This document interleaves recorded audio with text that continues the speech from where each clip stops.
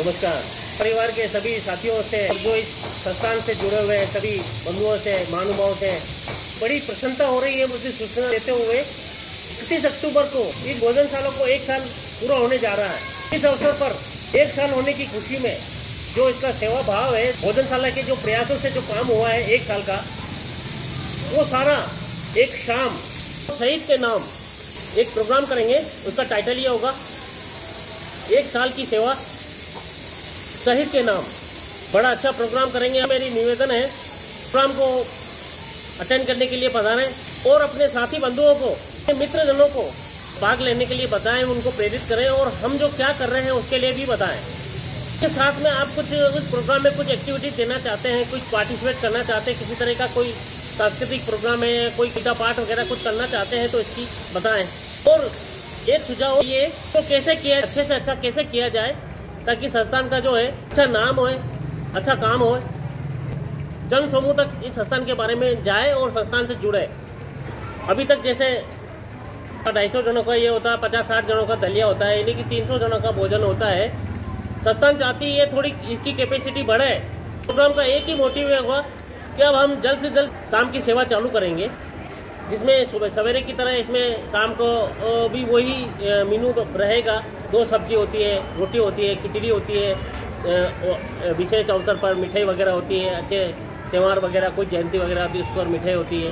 देखो संस्थान जनरली ज़्यादातर क्या मांगती है आपसे? तन का सहयोग मांगती है, मन का सहयोग मांगती है। संस्थान को 2 सहयोग ज़्यादा होते हैं। मन के सहयोग में आपसे पहले भी बताया था मैंने कि इसमें आप अपने घर बैठे संस्थान की सेवा कर सकते हैं। रास्ते आपके पास में है। एक रास्ता मैं आपको बताता हूँ सोशल मीडिया का। संस्थान के जो आपके पास ग्रुप, एक अलग से ग्रुप मिला हुआ है, इसको आप उसको बढ़ाओ, उसको अच्छा करो, उसको चलाओ। जो आपके पास संस्थान के वीडियो आते हैं, आपको लगता है 10 मिनट आप इसके लिए दे दोगे, सप्ताह में 2 दिन ही दे दोगे, बहुत है। अच्छा 2 दिन एक काम ये भी किया जा सकता है कि जो वीडियो आता है डायरेक्ट उसको स्टेटस पे लगाया जा सकता है। अपनी जो डीपी है उसके ऊपर भी संस्थान का कुछ लोगो, फोटो वगैरह कुछ न कुछ ऐसा लगा है, आप संस्थान का घर बैठे सहयोग कर सकते हैं। दूसरा सहयोग आपका तन का है। इसके लिए हमेशा हम आपसे निवेदन भी करेंगे कि आप आए, अपने हाथों से सेवा दें। जैसे आपको समय नहीं मिलता, 7 दिन में समय नहीं मिलता, कम से कम संडे को आप पधारें। 20 मिनट का प्रोग्राम अगर आप अटेंड कर लेते हैं, आप समझ लो यानी कि 7 दिन की आपने सेवा दे दी।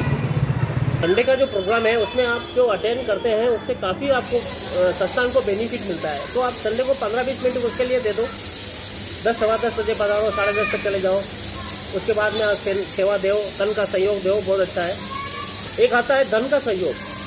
देखो संस्थान में आज 5-6 साल पूरे होना है। कभी भी संस्थान ने कभी किसी को फोर्स नहीं किया है, न कभी किसी के सामने आगे डायरी की है। आप बहुत से सदस्य साथी सोचते हैं कि हम वहाँ जाएंगे, हमारे सामने डायरी की जाएगी।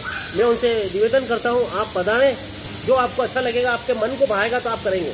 इसलिए हम धन के लिए हम कभी फोर्स नहीं करते, न कभी हम कहेंगे और न कभी कहा है, न कहेंगे। हाँ इतना जरूर कहेंगे कि आप अपने हाथ से 2 जनों को रोटी परोसो, 2 जनों को सब्जी परोसो, ऐसा कुछ जरूर कहेंगे। तन का सहयोग आप आए, देखें, विजिट करें। आपने वीडियो में तो बहुत देखा है कि संस्थान 5-6 साल से काम कर रहा है, साल भर से भोजनशाला भी चला रहा है, सब कुछ अच्छा दे रहे हैं, सब आपकी नोटिस में है। लेकिन एक बार आप अपनी आंखों से देखेंगे, आपको अच्छा लगेगा। इसलिए मेरा निवेदन है आप आए, संस्थान को कुछ राय देने जैसी हो। अगर हमने उस बात को फॉलो किया है तो हम फॉलो नहीं किया है तो फॉलो करेंगे, और फॉलो किया तो उसका रिजल्ट भी बताएंगे। अगर आपकी बात लगने की कोशिश करेंगे, वो लागू भी करें, तो आपका हम यही निवेदन करते हैं कि आप पधारें, विजिट करें, देखें। धन के सहयोग के लिए मैंने जैसे बोला कभी डायरी आगे नहीं करते हैं, लेकिन अभी कुछ समय से अपने सेवा संस्थान के साथियों ने ये दबाव डाला था मंथली कुछ न कुछ हमसे भी लिया जाए। कमेटी ने ये प्रस्ताव रखा कि भाई फोर्स किसी के ऊपर नहीं किया जाए, अपनी स्वेच्छा से जो कर सके वो करें। और नहीं फिर भी उन्होंने ये रखा है कम से कम 200 रुपये अपन इसमें रखा जाए। तो हरिओम जी ने ये जिम्मेदारी ली थी कि मैं इसको करूँगा, और हरिओम जी बड़ी खूबी से इस जिम्मेदारी को निभा रहे हैं। तो मेरा निवेदन है कि अगर देखो संस्थान में जो सवेरे का भोजन चल रहा है, खर्चा तो लगता है, हाँ कुछ न कुछ सहयोग आपकी तरफ से होगा तो संस्थान को थोड़ा सा कहते हैं सब्जी में हींग के बराबर कुछ न कुछ तो लगेगा। तो अपना सहयोग देते रहे। जो अभी आपने जैसा किया वैसा आपको मिलने वाला है। अच्छा किया, अच्छा मिलेगा। मैं आपको एक वीडियो बताता हूँ। एक बार एक जज साहब अपने परिवार सहित एक बाजार से गुजर रहे थे। उनकी आंखों के सामने बीच बाजार में एक हत्या हो जाती है। जज साहब की आंखों में उस हत्यारे का चित्र बिल्कुल बैठ जाता है।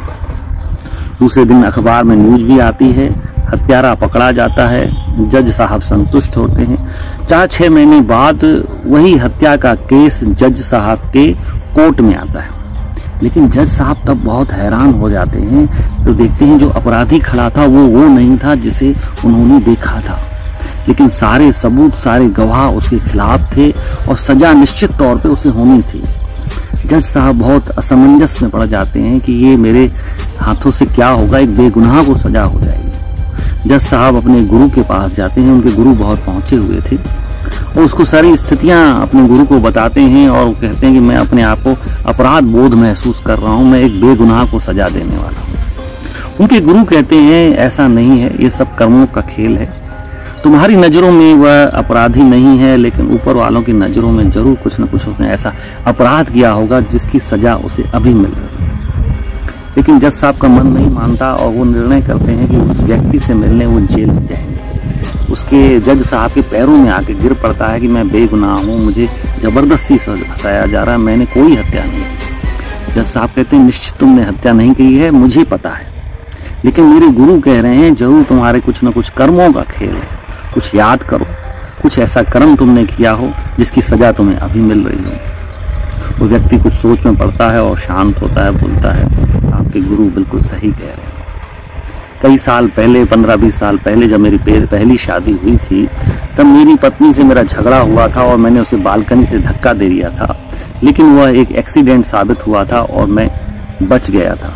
मैं बहुत अपराध बोध महसूस करता था आज तक और ये सत्य बात है, वो सजा मुझे आज मिल रही है। दोस्तों हमारे जीवन में भी कई बार ऐसा होता है, आप गलत करके आते हैं, आप सोचते हैं बच गए, या सामने देखते हैं कि कोई गलत कर रहा है, आपके मन में भाव आता है कि इतनी गलत काम कर रहा है लेकिन उसके बाद भी मजे ले रहा है जिंदगी के, उसको कुछ भी फर्क नहीं पड़ रहा। लेकिन ऐसा नहीं है। अदालत तो ऊपर भी लगती है, वहाँ का भी जज होता है। उसकी सजा भले देर से मिले, बाद में मिले, आपको न मिले, आपके परिवार के सदस्यों को मिले, अन्य लोगों को मिले, लेकिन सजा मिलेगी जरूर।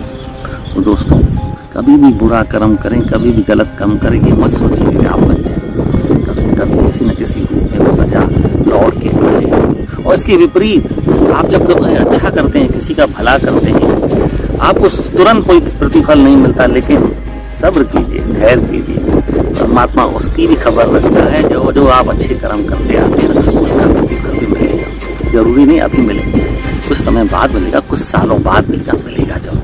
आप सिर्फ अपना अच्छे से अच्छा, बेहतर से बेहतर किए जाएं।